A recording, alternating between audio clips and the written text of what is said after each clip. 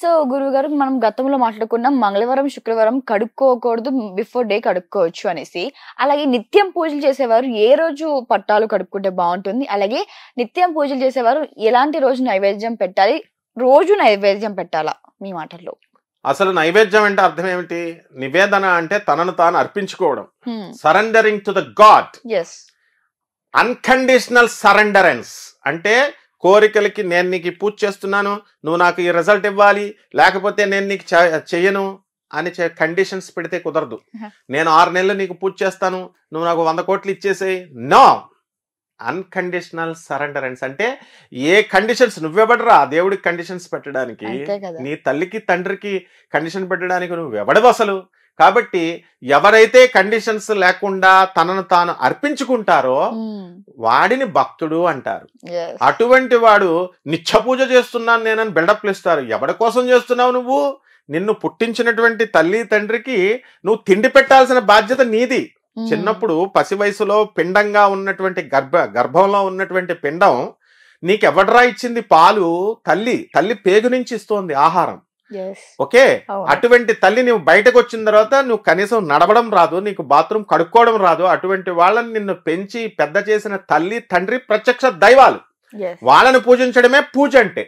వాళ్ళని తీసుకెళ్లి old age home లోకి వేసేటటువంటి ఈ జనం ఇక దేవుడికి పూజలు మేము నిత్యం చేస్తున్నాం, అదేదో పెద్ద క్వాలిఫికేషన్ లాగా ఏదో పెద్ద కష్టపడిపోతున్నట్లు బిల్డప్లు ఇస్తూ చెప్తారు. నిత్యము పూజ చేయాల్సిందే. పూజ అంటే ఏంటంటే వీళ్ళ ఉద్దేశంలో పసుపులు వేసేయడం, కుంకాలు వేసేయడం, అగరబత్తీలు పెట్టేయడం, నైవేద్యాలు పెట్టేయడం, వండేసుకొని మళ్ళీ వీళ్ళే తినేస్తారు. పేదవాడికి ఎంత కూడా పెట్టరు. సో ఇటువంటి పూజలను దేవుడు హీ డజంట్ అగ్రీ, తీసుకోడు, హీ నెవర్ యాక్సెప్ట్స్. మనం అనుకుంటాం ఇప్పుడు నేను ఒక బుకే తీసుకెళ్లి ఒకడికి ఇవ్వాలనుకుంటాను, వాడు యాక్సెప్ట్ చేయాలి కదా. నేను ఫోన్ చేస్తాను, వాడు లిఫ్ట్ చేయాలి కదా.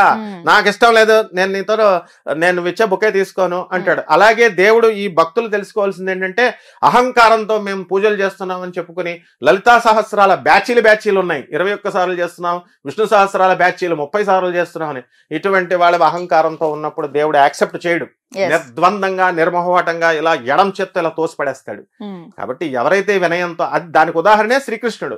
దుర్యోధనుడు ఇలాంటి రాజులు పెద్ద పెద్ద ఖరీదైనటువంటి వస్తువులు ఇస్తే తీసుకోకుండా ఆయన కుచేలుడి దగ్గరికి, పేదవాడైనటువంటి కుచేలుడి దగ్గరికి వెళ్ళాడు.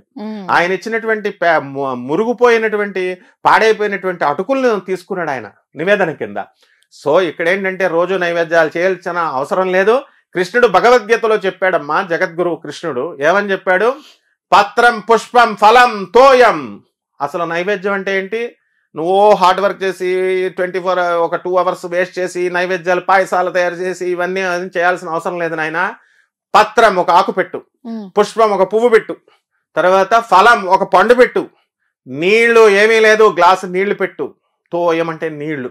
ఇదే నైవేద్యం. But you go and attend the poor వాళ్ళకి నువ్వు హెల్ప్ చేయి, అవసరాల్లో వచ్చిన వాళ్ళకి నువ్వు హెల్ప్ చేయి. ఇది చేయకుండా నువ్వు ఎన్ని పాయసాలు అవి పెట్టావనుకో అవి ఏమీ తీసుకోడు. లలితా శాస్త్రంలో ఏం చెప్పబడి ఉంది? పాయసాన్న ప్రియాత్వక్స్తా పశులోక భయంకరి అంటే పాయసాన్నాన్ని పెట్టు అంటే పాయసాలు వండేసి ఎవరికి పెడుతున్నారమ్మా? మీరు పేదవాళ్ళకి పెడుతున్నారా? మీ ఫ్యామిలీ మెంబర్స్ కి పెట్టుకుంటున్నారు, మీరు తినేస్తున్నారు. You are not attending the poor. కాబట్టి స్నిగ్ధౌదన ప్రియ అన్నారు, అంటే ఆవు నెయ్యి వేయమన్నారు. కాబట్టి ఆవు నెయ్యి వెయ్యి పాయసాలు వండుకో, నీకు ఓపిక ఉంటే వండుకో. But don't waste the time by doing all number of varieties పెంచుకుంటూ వాట్సాప్ స్టేటస్లో పెడుతూ తర్వాత ఫేస్బుక్లో ఇన్స్టాగ్రామ్లో పోస్ట్ చేసుకోవడానికి పూజలు కాదు, నైవేద్యాలు ఇవేమీ కూడా దేవుడు యాక్సెప్ట్ చేయడు. ఎవరైతే చక్కగా ఆయనకి తాను తినేది, మనం తినేది రోజు మనం దేవుడికి సమర్పించవచ్చు. కాఫీ మనం తాగే అలవాటు ఉంది, we can offer the coffee to the God.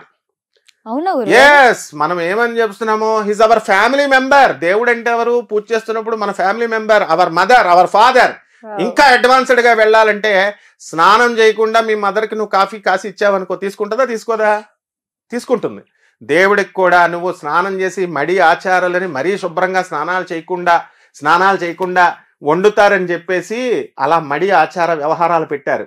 It doesn't mean that నువ్వు ఏదైతే ప్రేమతో పెడతావో దేవుడు తీసుకోవడానికి కాదు. భక్త కన్నప్ప మాంసం పెడితే తీసుకున్నాడంటే ఉదాహరణ ఏమిటి? నువ్వు స్నానం చేయకపోయినా నువ్వు కాఫీ కాసి పెట్టొచ్చు అత్యవసర పరిస్థితి. మంచిగా ఉండి నీట్ గా ఇచ్చుకుంటే పరోపకారం ఇదం శరీరం. నువ్వు ఎంతసేపు స్వామి వివేకానంద ఏం చెప్పాడు?